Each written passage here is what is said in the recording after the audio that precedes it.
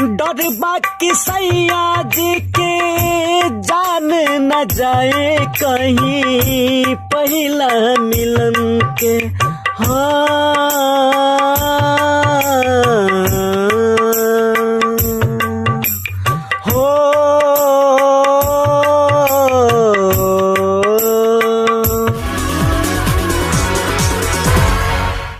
Next contestant आ जाइए।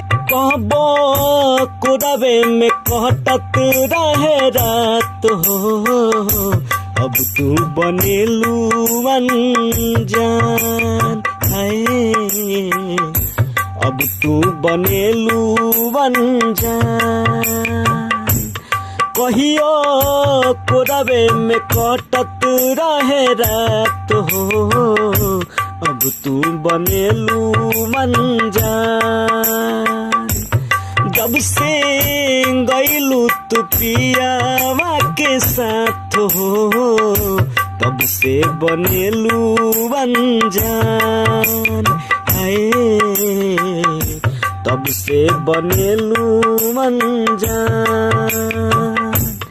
कहियो कुरवे में कहतत रहे रात हो, अब तू बनेलू अनजान।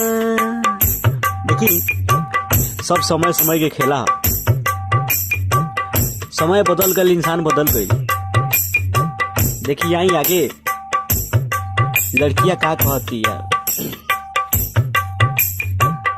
डर बाकी सैया जी के जान न जाए कहीं पहला मिलन के।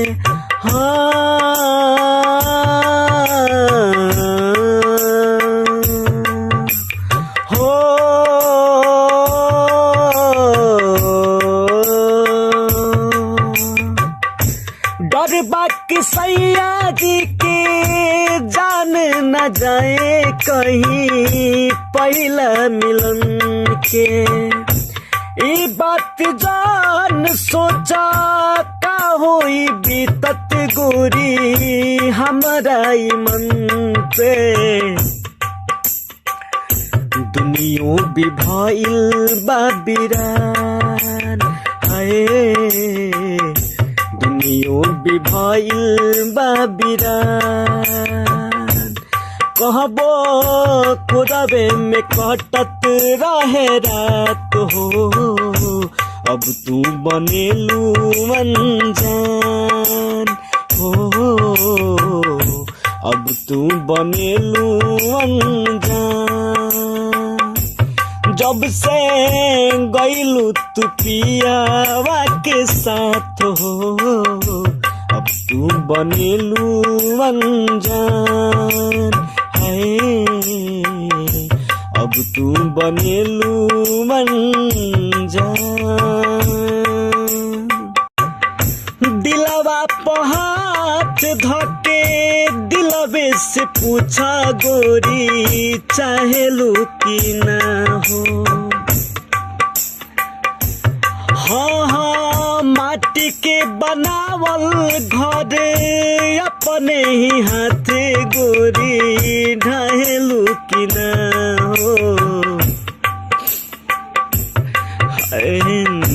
जिंदगी हो गईल बा बेकार, जब से गईलू तू पियावा के साथ हो, अब से तू भइलू ना।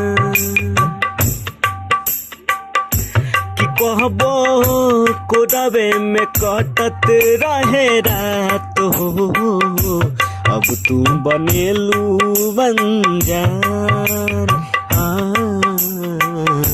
अब तू बनेलू अनजान। कहबो कुरवे में कहतत रहे रात हो, अब तू बनेलू अनजान।